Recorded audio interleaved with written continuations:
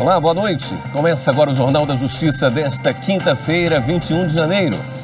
Ministro Ricardo Lewandowski nega pedido de afastamento de ministro da Saúde, Eduardo Pazuello. Na decisão, Lewandowski afirma que a competência para nomear e exonerar ministros de Estado é exclusiva do presidente da República. Esse é um dos destaques da edição de hoje. Você confere também. O Ministério Público investiga denúncias de que autoridades estariam furando a fila da vacinação contra a Covid-19.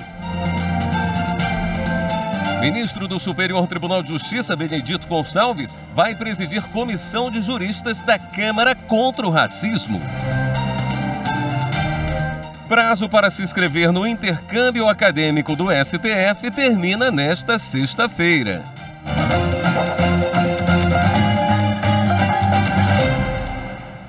O ministro Ricardo Lewandowski do Supremo Tribunal Federal negou nesta quinta-feira o pedido da Rede Sustentabilidade para afastar Eduardo Pazuello do Ministério da Saúde. A alegação do partido para o afastamento do ministro da Saúde seriam os diversos erros de logística na condução das ações durante a pandemia da Covid-19. No pedido apresentado na quarta-feira, o Rede Sustentabilidade também queria que fossem informados os estoques de oxigênio nos estados do norte e que seja apresentado em 24 horas um plano para que não falte um insumo nessa região. Na decisão, o ministro do Supremo Tribunal Federal, Ricardo Lewandowski, afirmou que compete somente ao presidente da República nomear e exonerar ministros de Estado e que os pedidos de impeachment de ministros devem ser endereçados à Procuradoria-Geral da República e não ao Supremo.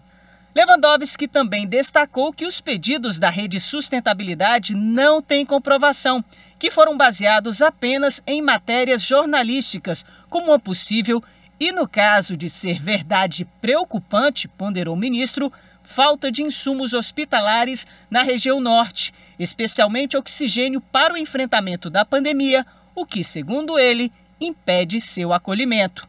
O ministro Ricardo Lewandowski também destacou que o próprio Senado e a Câmara dos Deputados podem convocar ministros de Estado para prestarem informações e cobrar para que autoridades executem certas políticas públicas sem a intervenção do Judiciário. O ministro também afirmou que a jurisprudência do STF prevê que em ações de controle de constitucionalidade, a causa de pedir é aberta.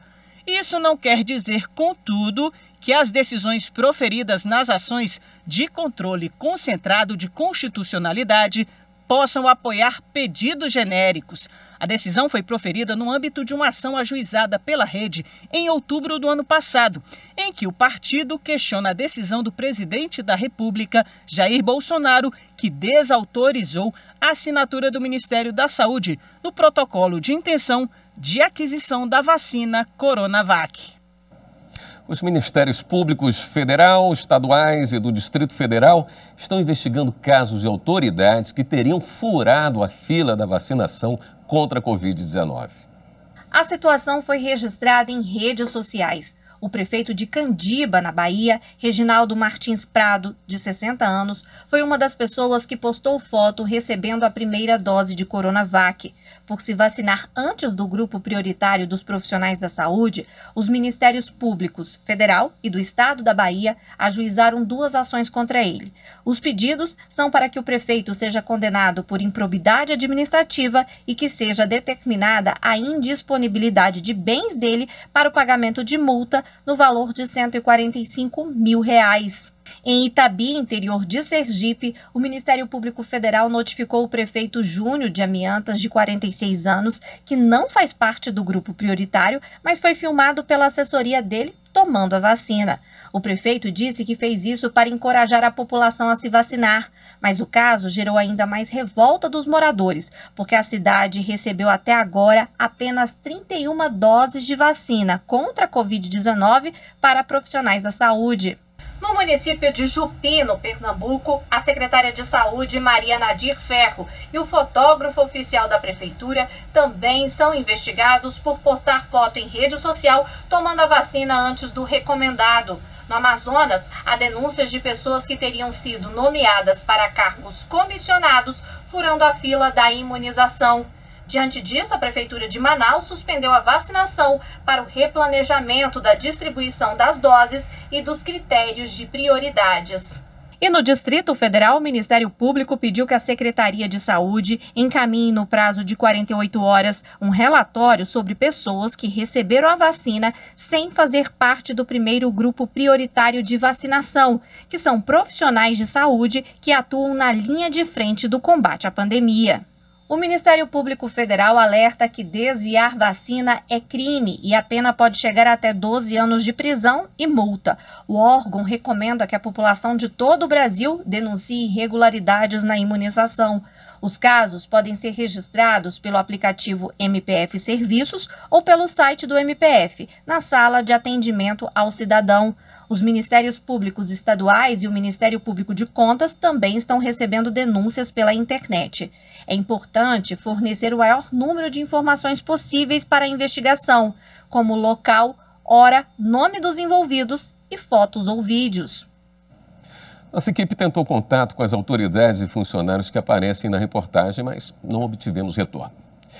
Em julgamento no plenário virtual, o Supremo decidiu que a adicional de interiorização para militares estaduais do Pará é inconstitucional.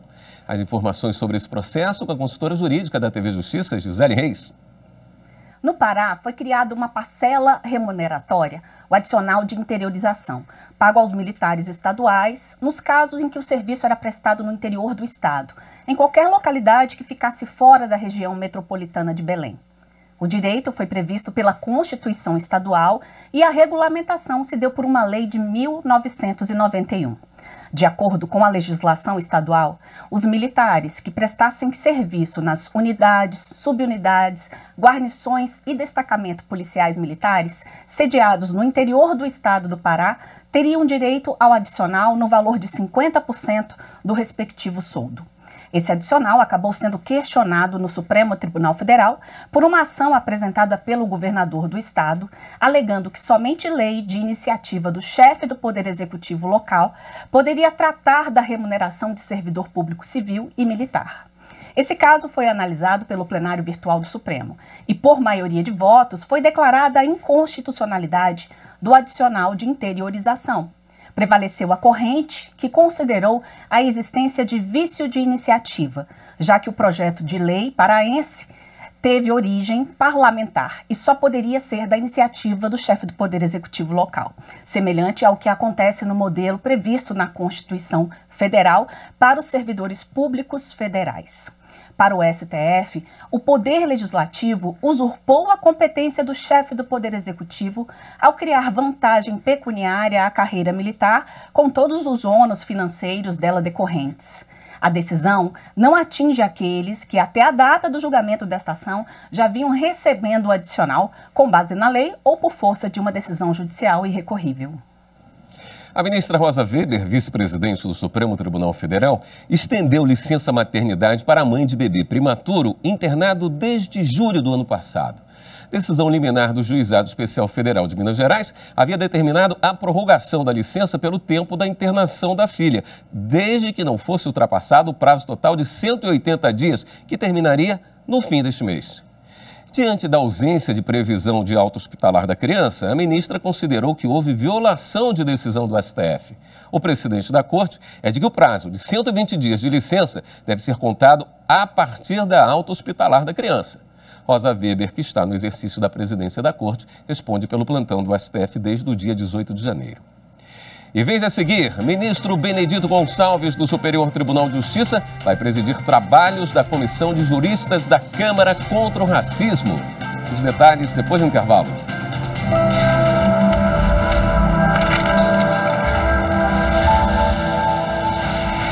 A Constituição é a base e o farol de nossa sociedade.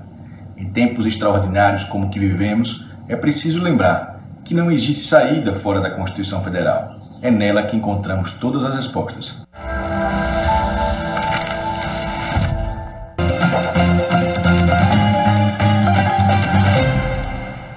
O ministro Benedito Gonçalves, do Superior Tribunal de Justiça, vai presidir comissão de juristas instalada pela Câmara dos Deputados para debater propostas de combate ao racismo no Brasil.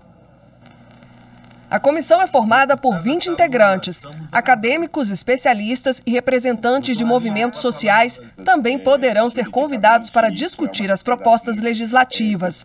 Na primeira reunião do grupo, que aconteceu de forma virtual, os participantes assumiram o compromisso de atuar em todas as frentes para identificar de que forma a legislação e o poder judiciário podem ser aperfeiçoados para reprimir o grande número de casos de racismo no país. O ministro Benedito Gonçalves é quem irá presidir as atividades do grupo e, na abertura dos trabalhos, fez um resumo histórico do racismo no Brasil. O Brasil foi o maior território escravagista do hemisfério ocidental por quase 3 séculos e meio. Recebeu sozinho quase 5 milhões de africanos cativos, 40% do total de 12,5 milhões para a América. Como resultado, é atualmente o segundo país de maior população negra ou de origem africana do mundo. A comissão foi criada em dezembro do ano passado, em meio à repercussão nacional do assassinato de João Alberto Silveira Freitas, cliente negro espancado até a morte por seguranças de uma rede de supermercados em Porto Alegre, no Rio Grande do Sul. O objetivo é combater o preconceito contra pessoas negras presente em todas as esferas e por meio de todos os tipos de manifestações. Terminada a escravidão, veio a liberdade, brotou-se o preconceito. Temos abordagens mais violentas de policiais contra pessoas negras, desconfiança de agentes de segurança nas pessoas negras, sem nenhuma justificação coerente. Nossa missão é grandiosa, de levar a dignidade da pessoa humana, avaliando e propondo estratégias com vistas ao aperfeiçoamento dos atos normativos de combate ao racismo nas manifestações propostas. Eu tenho certeza que daqui para frente, com esse trabalho, vamos fazer uma nova história, uma história importante, onde nós vamos certamente conseguir, né, tirar da nossa história todas essas notícias, todos esses dramas do cotidiano, do dia a dia, que muitos vivem com esse racismo estrutural que existe no nosso país. Serão propostas estratégicas normativas para aperfeiçoar a legislação de combate ao racismo estrutural e institucional no país. A comissão terá um prazo de 120 dias para apresentar as considerações, que poderá ser prorrogado pelo mesmo período. Vai se debruçar sobre o que há de tramitação na Câmara dos Deputados em relação às questões raciais, a legislação que hoje existe no Brasil sobre esse tema e o que nós precisamos produzir de avanço para reduzir as lacunas e fazer com que o Brasil possa definitivamente superar a violência de Estado contra a população negra, o racismo estrutural. Acho que juntando nossas forças de inteligências, homens e mulheres aqui, podemos apresentar boas propostas e travar um bom combate, um bom debate em pró do combate à discriminação racial, às desigualdades raciais e promover a igualdade racial num país marcado por escravidão e por exclusões que nós vemos diariamente. E o plenário do STJ vai definir os detalhes da formação da lista tríplice para escolha do novo ministro do tribunal. A reunião deve ser realizada no mês que vem. O presidente do STJ, ministro Humberto Martins, vai convocar uma sessão do Pleno assim que for iniciado o semestre forense em fevereiro, para marcar a data e o formato da sessão secreta, que pode ser feita de forma presencial ou por videoconferência. Na ocasião, será formada a lista tríplice com nomes para assumir a vaga do STJ reservada a desembargador federal em função da aposentadoria do ministro Napoleão Nunes Maia Filho em dezembro do ano passado. Para a formação da lista, os tribunais regionais federais poderão encaminhar os nomes dos magistrados que se habilitarem perante cada TRF. Esses nomes serão analisados pelo STJ. A partir das informações dos TRFs, o Pleno formará a lista e encaminhará ao presidente da República para a indicação de um entre os 3 nomes escolhidos pelo STJ. De acordo com o regimento interno da Corte, compete ao Pleno elaborar as listas tríplices dos juízes, desembargadores, advogados e membros do Ministério Público que devem compor o STJ. Uma professora de São Paulo conseguiu a rescisão indireta do contrato de trabalho após atraso de 2 meses no pagamento do salário.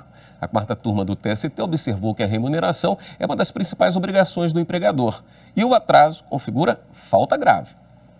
A professora disse que em 2018 se afastou em licença não remunerada e que ao retornar ficou 2 meses sem receber os salários, embora estivesse trabalhando normalmente. Como não conseguiu resolver de forma administrativa, ela ajuizou uma reclamação trabalhista, pedindo o pagamento e o reconhecimento da rescisão indireta do contrato de trabalho. Mas o Tribunal Regional do Trabalho da 2ª Região, na capital paulista, rejeitou o pedido. O entendimento foi que, como depois de 2 meses a empresa regularizou o pagamento dos salários, o atraso não configuraria a justa causa do empregador.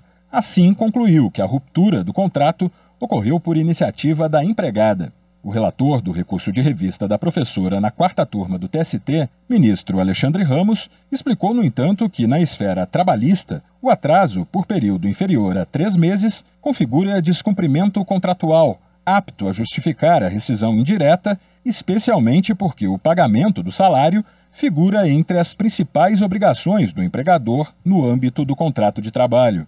Assim, por unanimidade, os ministros concederam à professora a rescisão indireta por atraso de 2 meses no pagamento do salário. A Justiça Paulista condenou o deputado federal Eduardo Bolsonaro a pagar R$30 mil à jornalista da Folha de São Paulo, Patrícia Campos Melo, por danos morais. De acordo com o processo, Eduardo Bolsonaro afirmou em live no YouTube que a jornalista tentava seduzir fontes para obter informações que fossem prejudiciais ao presidente Jair Bolsonaro, pai do deputado. Para o juiz Luiz Gustavo Esteves, o parlamentar ofendeu a honra de Patrícia Campos Melo, colocando em dúvida, inclusive, a seriedade do seu trabalho jornalístico e de sua empregadora. Na sentença, o magistrado afirmou ainda que nenhum direito absoluto, incluindo o direito de livre manifestação e pensamento. O deputado Eduardo Bolsonaro ainda pode recorrer da decisão. No Pará, a Justiça atendeu a pedido do MPF e determinou que a FUNAI libere acesso a procedimentos de demarcações indígenas. Segundo o mandato de segurança movido pelo MPF em Santarém, no oeste do Pará, no ano passado, a FUNAI se recusou por 3 vezes a dar informações sobre processos de demarcação de terras indígenas. O órgão alegava que as informações eram preliminares e, por isso, restritas. Entendimento que, segundo o MPF, prejudica a proteção dos direitos indígenas, já que coloca obstáculos na sua atuação na defesa dos direitos territoriais. Agora, com a decisão da Justiça, a FUNAI tem o prazo de 5 dias para dar acesso irrestrito a todos os procedimentos ligados à demarcação de terras indígenas. A partir de agora, qualquer cidadão terá acesso à pesquisa de forma centralizada de processos judiciais e também da jurisprudência do STM em uma plataforma unificada. O Superior Tribunal Militar lançou o novo sistema de consulta unificada aos processos que estão sob sua jurisdição. A intenção do tribunal é oferecer maior eficiência, usabilidade e publicidade dos atos judiciais da Justiça Militar da União. O sistema de consulta processual unificada centraliza, padroniza e simplifica a consulta por processos judiciais e da jurisprudência do STM. Ele também incluiu uma série de novas funções a partir da filtragem por partes específicas do processo, como os nomes das partes, datas de autuação e por aí vai. Esse sistema pode ser utilizado por qualquer dispositivo móvel. Tudo isso gera mais eficiência, usabilidade e publicidade à atuação da Justiça Militar da União. É o caso também dos processos judiciais que tramitam em formato de papel, pois esses estavam disponíveis em um outro sistema. Agora, os andamentos processuais desde 1990 poderão ser acessados por qualquer pessoa, atendendo aos anseios sociais quanto à transparência das informações. O sistema pode ser acessado em processos.stm.jus.br ou jurisprudencia.stm.jus.br. Ambos os endereços direcionam para o mesmo lugar, pois o ambiente é centralizado. A Coordenadoria Estadual da Mulher em Situação de Violência Doméstica e Familiar da Justiça do Rio Grande do Sul tem um guia prático para a implementação de grupos para prevenção e combate à violência contra as mulheres. Os grupos reflexivos acontecem no Rio Grande do Sul desde 2011. O primeiro foi na comarca de Porto Alegre, nos juizados de violência doméstica. O guia prático criado pelo TJRS é um incentivo para que magistrados levem para suas comarcas a experiência de sucesso que já é uma realidade em 42 cidades gaúchas. O objetivo é formar uma rede de prevenção e combate à violência de gênero em todas as comarcas do Rio Grande do Sul. Essa estruturação se dá com o apoio dos demais órgãos de cada comarca, como Ministério Público, Defensoria Pública, Secretarias de Saúde, Secretarias de Ensino, ou seja, toda a rede de apoio que dá esse suporte. O trabalho é para que os homens tomem consciência de sua responsabilidade como autor da violência e mudem as suas atitudes. O guia pode ser acessado no QR Code que aparece aqui na tela e traz um passo a passo com dicas importantes que vão desde a mobilização da rede de proteção na comarca até a formalização da parceria por meio de um termo de cooperação. As instruções auxiliam também no planejamento de proteção local, na formação dos facilitadores e nas dinâmicas utilizadas nos encontros. Nesse guia consta como é necessário para formar os grupos reflexivos. São os encontros, nesses encontros geralmente são dados diretrizes sobre as leis Maria da Penha, questões de gênero, é tratada sobre a masculinidade tóxica. E o que a gente visa? Visa transformar os comportamentos machistas, masculinos e a autorresponsabilização dos agressores, para eles terem conhecimento, uma conscientização da atitude, da agressão praticada e para que não voltem a praticar mais atos de violência. A participação dos homens no grupo pode ser determinada pelo juiz ou juíza em diversos momentos processuais, como medida protetiva de urgência, condição para concessão da liberdade ou em virtude de condenação criminal. Se você presenciar ou for vítima de qualquer tipo de violência, não se cale. Denuncie ligando para o 180 ou saiba como pedir ajuda no site do TJRS. Termina amanhã o prazo de inscrição para o intercâmbio de graduação e pós-graduação no Supremo Tribunal Federal. E tudo vai ser feito de maneira virtual. Os alunos vão acompanhar as sessões de julgamento e participar de debates com assessores dos ministros sobre os principais itens da pauta. Também vão ter aulas com juristas e sobre o funcionamento e a estrutura do Supremo. E detalhe, tudo será feito de forma virtual por causa da pandemia de coronavírus. Garantiremos formas de interação, de participação e o distanciamento físico será certamente minimizado.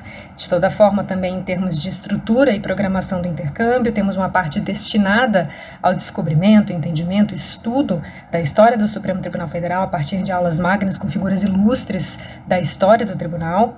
Também teremos uma parte destinada a oficinas práticas, olhando e pensando para as rotinas de trabalho do Supremo Tribunal Federal. O programa de intercâmbio por dentro do Supremo pode ser feito por estudantes de 7 cursos: Direito, Ciência Política, Sociologia, Antropologia, História, Gestão de Políticas Públicas e Economia. Até agora, 181 alunos se inscreveram e a disputa está grande. São 15 vagas para a graduação e 5 para a pós-graduação. A seleção vai levar em conta a excelência acadêmica, a diversidade regional e a equidade de raça e de gênero. As aulas estão marcadas para o período de 9 a 11 de março e as inscrições devem ser feitas pelo endereço intercâmbio@stf.jus.br. E agora está na hora da nossa pauta do dia, os assuntos com Flávia Metzger, que já está presente na área. Boa noite, Flávia. Boa noite, William. Boa noite a todos vocês. Continuo aqui para poder falar do assunto de hoje. Nós vamos repercutir uma coisa que vocês já mostraram aqui no jornal. Sim. Vamos falar sobre a fila da vacinação. Opa, tá certo. Um bom trabalho para você. Eu volto amanhã às 18h30. E eu continuo aqui com vocês. Espero vocês depois do intervalo.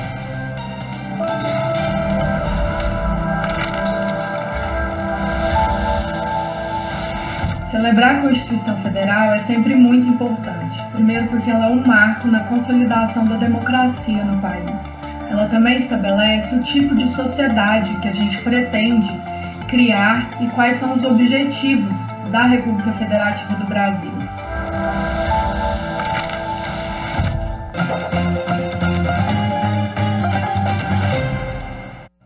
O quadro Pauta do Dia está de volta, falando de um dos temas mais buscados na internet, de acordo com o Google Trends, aquela ferramenta gratuita que mostra como um termo específico tem sido pesquisado. Se a gente parar para pensar, hoje a maior ansiedade é pela vacina contra o coronavírus.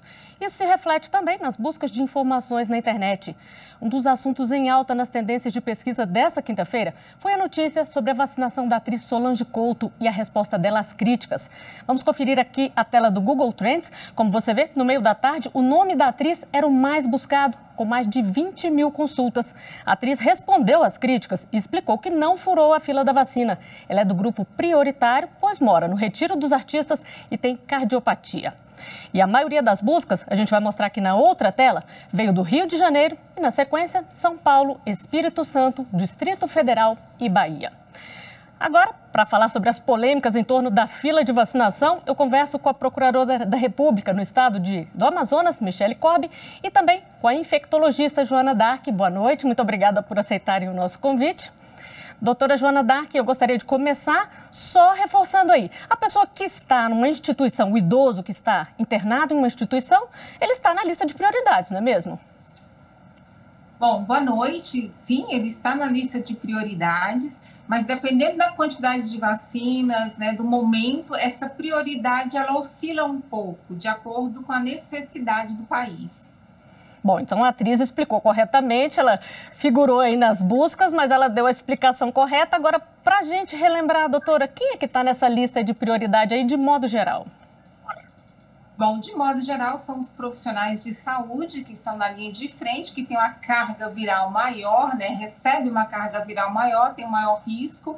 Temos as pessoas que estão institucionalizadas, aí nós temos os idosos, principalmente, que estão em instituições de longa permanência. Temos os indígenas, né? A população que sofreu muito nessa pandemia. E depois vem por faixa etária, né? Os idosos e as pessoas com doenças crônicas e outras comorbidades.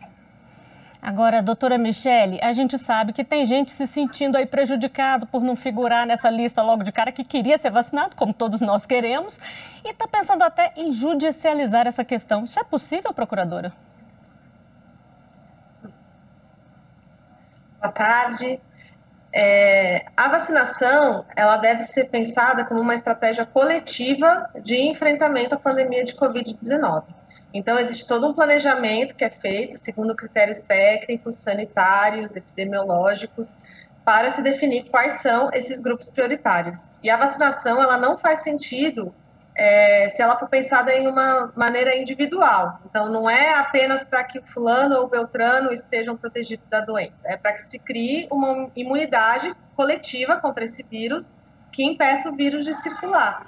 Então, esse tipo de ação, ela desconsidera o planejamento que é feito para que se aplique a vacina e também desconsidera a necessidade de uma imunidade coletiva e de se priorizar determinados grupos que são mais vulneráveis do que outros. Então, existe toda uma estratégia por trás da definição de quais são os grupos prioritários e isso sendo feito de acordo com critérios técnicos, respeitando-se critérios sanitários, deve ser respeitado. Então, é ter paciência e aguardar que cheguem mais e mais vacinas para a gente poder se vacinar, né, doutora? Agora, doutora Joana Dark, a gente sabe que a APAI pediu a inclusão das pessoas com deficiência. Isso é possível?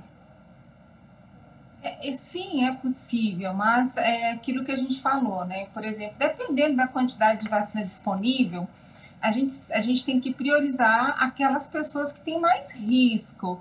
Então, as pessoas com deficiência, claro, elas devem fazer parte desse grupo prioritário, mas talvez daqui a pouco, né, quando a gente tiver mais doses, porque nesse momento a gente precisa primeiro cuidar de quem cuida, porque se nós não imunizarmos os profissionais de saúde que irão trabalhar na linha de frente, que vai salvar vidas, a gente pode ter um problema sério depois, se faltar ou se demorar a vacina, né? A gente, nesse momento, ainda é um número pequeno. E aquelas pessoas, por exemplo, os portadores, as pessoas que têm algumas deficiências, geralmente eles têm mais condição de ficar em casa, de se afastar e até de manter a saúde. olha, é tão bom ouvir que todo mundo quer vacinar, né? Está todo mundo querendo fazer parte do grupo prioritário, isso é ótimo.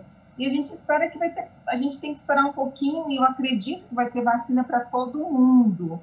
Mas, assim, não se desespere ainda, né? Vai ter um momento, a gente vai ter a produção das vacinas, aí vamos ter um pouquinho de calma aí por fila, né? Mas com certeza, todos, né? Principalmente as pessoas com deficiência, as pessoas com doenças crônicas, todas essas devem ser vacinadas, mas um pouquinho de paciência só. Doutora Michele, quem é que pode mexer nessa fila aí, determinar as prioridades?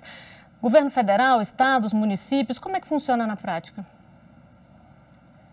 O governo federal, por meio do Ministério da Saúde, ele indica quais devem ser os grupos prioritários, ele faz recomendações nesse sentido para os estados e para os municípios, de modo que, a partir dessas recomendações, os estados e os municípios devem aplicar as vacinas, adequando-se às suas realidades locais e adequando-se também aos grupos que devem ser vacinados. Então, por exemplo, em um determinado estabelecimento de saúde, deve-se priorizar aquelas pessoas que são de grupo de risco mais do que outras. Então, nós sabemos, por exemplo, que em um hospital teremos diversos profissionais de saúde, mas dentre esses profissionais de saúde, considerando que a vacina é um bem escasso no momento, a gente deve priorizar aqueles que estão, de fato, na linha de frente de combate ao coronavírus. Doutora Joana D'Arc, a gente tem uma curiosidade que acho que todos nós temos. Como é que a vacina está chegando até as pessoas? Elas estão sendo convocadas? Como isso acontece? Então, nesse primeiro momento, né, vários municípios, eles estão adequando o cronograma deles, e alguns hospitais, eles estão respeitando a região, começando principalmente pelos hospitais, como a doutora Michele falou, né? Então, alguns hospitais, por exemplo, estão pegando o nome, a lista, por nome, e alguns locais estão colocando até um termo, porque quem recebe a primeira dose tem que garantir também a segunda, e a localização dessas pessoas. Então, essa informação, o cadastro nesse momento para receber a vacina é muito importante. Então, alguns municípios centralizaram a partir da Secretaria de Saúde, a rede particular manda a lista dos funcionários, né? A rede pública dentro dos hospitais tem a lista mediante o RH, aí seleciona as pessoas que estão na linha de frente e aí vão imunizando. Por enquanto, não está sendo assim, chamada, enviando mensagem ou convocando. Está sendo bem passo a passo, no sentido da informação ser nominal, pessoal, para evitar a questão de burlar o sistema e realmente priorizar quem precisa agora. Bom, a senhora falou aí que por enquanto ninguém está sendo cadastrado. Doutora Michele, está acontecendo um golpe aí, várias pessoas relataram nas redes sociais que receberam mensagens pedindo para que fizessem um cadastro ali e depois tiveram os dados roubados. O que fazer nesses casos? Bom, esses casos configuram situações de crime, né? Porque as pessoas estão sendo enganadas, estão sendo induzidas a passar os seus dados para pessoas que querem se aproveitar deles de maneira indevida.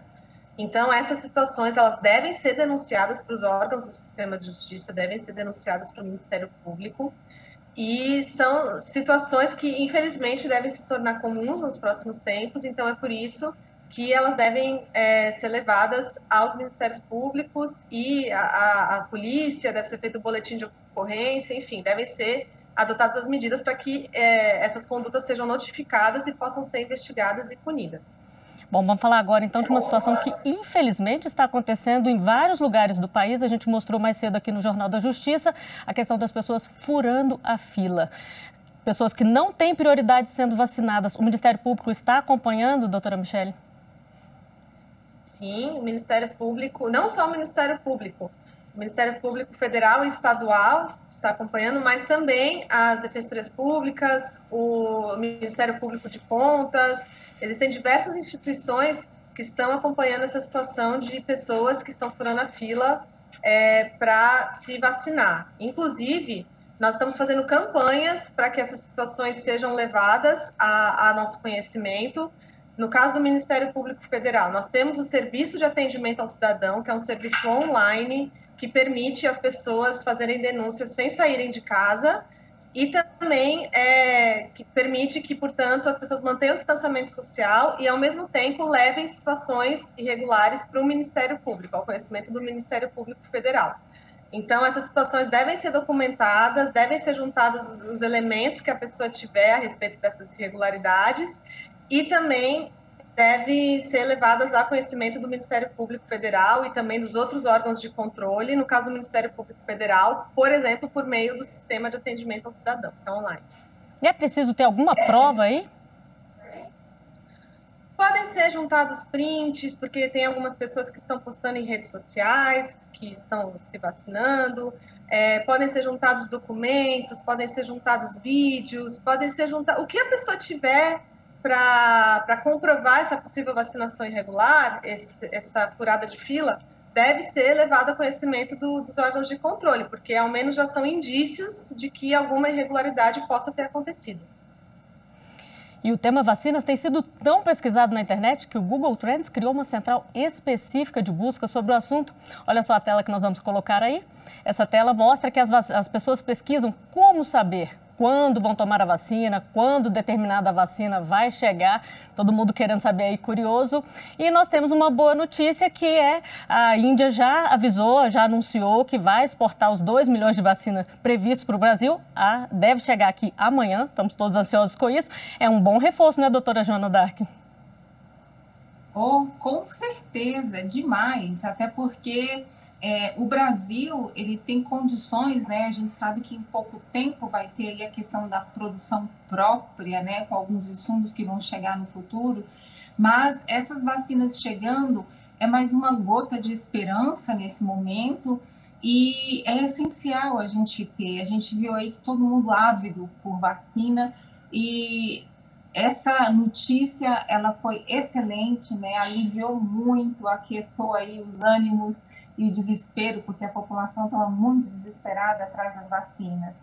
Então, isso foi um passo enorme, né? E até porque as parcerias que o Brasil tem, as instituições que nós temos aí, liderando as 2 vacinas, né? Tanto o Butantan quanto a Fiocruz, são instituições muito sérias. Então, a gente está confiando, está acreditando, e foi uma notícia excelente para esse momento. E uma outra questão. Quem toma a primeira dose de uma determinada vacina tem que tomar a segunda dose da mesma vacina, né?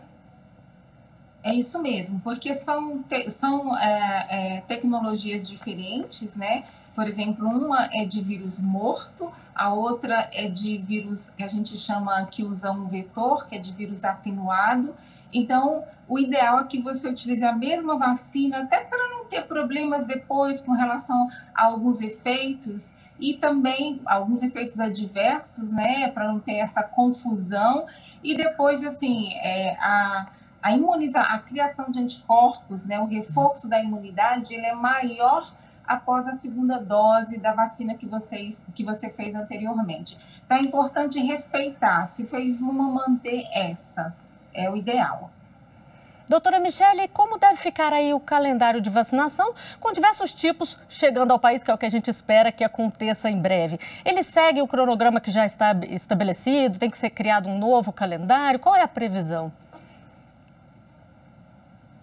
Bom, o calendário é feito de acordo com a quantidade de vacinas que está disponível. Então, conforme as vacinas forem chegando, e é esperado, é desejado que elas continuem chegando, o calendário pode ou não ser adaptado, sempre levando-se em conta os grupos prioritários, como eu disse, né, segundo critérios técnicos, para que a vacina chegue primeiro a quem mais precisa. Bom, e a campanha nacional pela vacinação também ganhou reforço. O Ministério da Saúde lançou um vídeo para incentivar a população a tomar os cuidados necessários e se vacinar quando chegar a hora. Vamos ver. O Brasil é gigante e o desafio de vacinar os brasileiros também. Um desafio que vai além da saúde. É uma questão humana e econômica, pois muita gente depende disso. Ninguém pode ficar para trás. Mas com a união de todas as nossas forças, as vacinas aprovadas pela Anvisa já estão sendo distribuídas em todo o Brasil. A vacina vai devolver para a Mariana a confiança para ela continuar salvando vidas. Para o seu Isaías, a sua roda de amigos. Para Dona Regina, o sorriso que iluminava a vizinhança. Para Roseli, o carinho de seus alunos. A gente ainda precisa se proteger enquanto a vacina não chega a todos. Juntos vamos cuidar uns dos outros.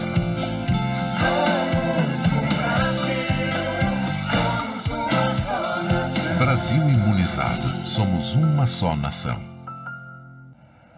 Doutora Michele, quanto mais campanhas de incentivo à vacinação, aí melhor, né? Certamente, com certeza. A vacinação ela é uma questão de direito à saúde, não só direito individual, como também coletivo, como eu disse. É uma questão de imunidade coletiva. Então, quanto mais campanhas forem feitas para combate à desinformação, para combate à fake news, para incentivo a que as pessoas se vacinem quando chegue a vez delas, melhor, porque essa é a única forma, é a forma mais eficiente, na verdade, para que nós saiamos logo dessa pandemia, desse período tão triste que a gente está vivendo. Então, sim, quanto mais campanhas, melhor. Agora, a senhora falou uma coisa interessante, desinformação e fake news. O que pode acontecer com uma pessoa que espalha notícias falsas sobre a vacinação nas redes sociais, por exemplo? Essa pessoa pode ser responsabilizada, sim, pelos órgãos de fiscalização, pelos órgãos do sistema de justiça.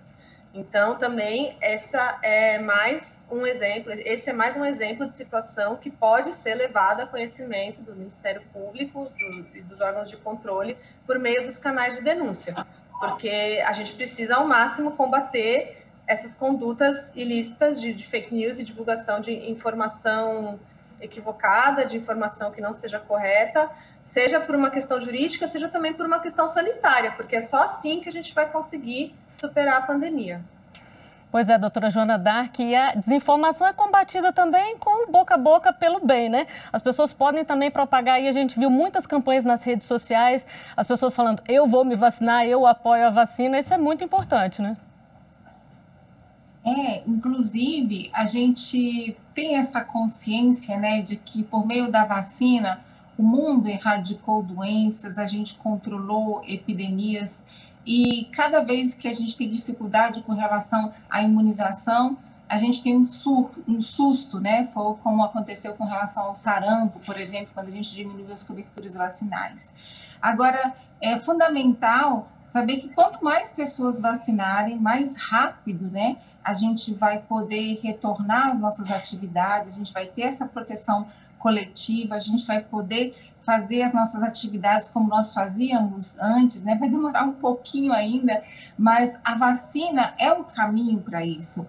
E essa questão de fake news, por exemplo, tem gente aí em alguns sites vendendo vacinas de uma forma, colocando preços, né, que não existem, e a vacina é um bem público. O Ministério, o Programa Nacional de Imunização Brasileiro, sempre foi criterioso, soube como conduzir a questão da imunização no país, e eu tenho certeza que dessa vez também vai ser assim. Então, vamos propagar, sim, vacine-se, tenha calma, né, espera chegar primeiro, tem várias que surgirão, a gente vai ter esse momento, e por enquanto se cuidar, né, mas vacinar sempre. Pois é, doutora Michele, a doutora Joana D'Arc falou uma coisa interessante aqui, gente vendendo vacina. E é bom deixar claro que isso não existe, pelo menos no atual momento, as clínicas particulares ainda não estão autorizadas, e a gente viu até notícia de camelô oferecendo vacina, isso é crime, não é mesmo? Certamente. Isso é uma conduta criminosa que também deve ser levada a conhecimento dos órgãos de controle. É crime você oferecer a venda de vacinas em qualquer lugar que seja, porque justamente nós não temos ainda vacinação nas clínicas particulares, e isso é uma conduta que, além de prejudicar a vacinação, o programa de vacinação, ainda induz as pessoas a erro, né? Então, de fato, é algo que deve ser denunciado, é algo que é irregular, que é proibido. Agora, voltando a falar um pouquinho das redes sociais, a gente viu casos de informações que são colocadas, por exemplo, qualquer coisa que é postado sobre vacinação, sobre coronavírus, está recebendo ali uma frase de locais onde você pode buscar mais informações. Mas a gente também viu casos no Twitter, por exemplo, de suspender, de bloquear contas de pessoas que estão disseminando falsas informações. Isso é uma estratégia interessante, né, doutora Michele? Sim, é interessante que as pessoas sejam direcionadas a canais confiáveis e seguros que apresentem informações corretas a respeito do combate à pandemia, sempre. Agora, doutora Joana D'Arc, é bom também a gente ressaltar que mesmo começando aí a vacina, ninguém pode descuidar, né? Máscara, álcool em gel, isolamento, as recomendações de sempre continuam, não é mesmo? Continuam, a gente tem que estar bem ciente disso. O processo de imunização ainda é um pouco lento. O Brasil passa, o mundo passa por um momento de produção dessas imunizações. Então, assim, ainda vai demorar um pouco. A gente precisa ter paciência, manter ainda esse cuidado. A gente sabe que não é confortável a utilização da máscara, mas é necessário nesse momento.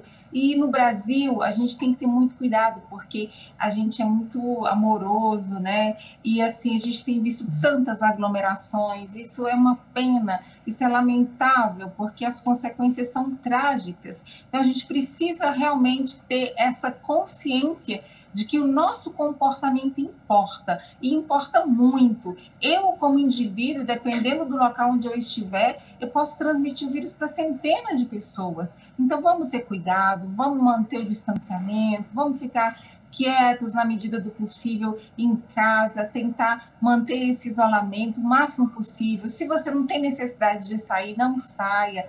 Vamos manter isso para o bem coletivo, para o nosso país sair logo dessa pandemia. E isso vale também para quem já tomou a primeira dose da vacina e até depois de tomar a segunda dose, não é mesmo?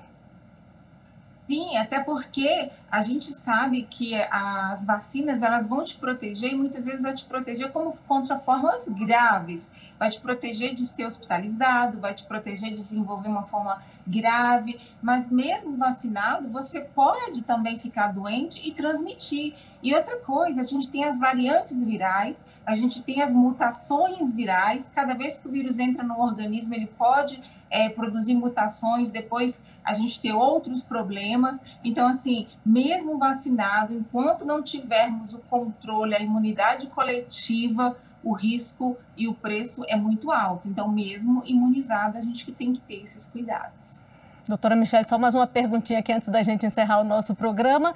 A vacina não é obrigatória, mas podem ser estabelecidos mecanismos aí de controle, como, por exemplo, impedir a pessoa de fazer determinada coisa se ela não tiver a vacina em dia. Exemplo do que acontece nas escolas, que as crianças têm que se vacinar para frequentar as aulas, por exemplo.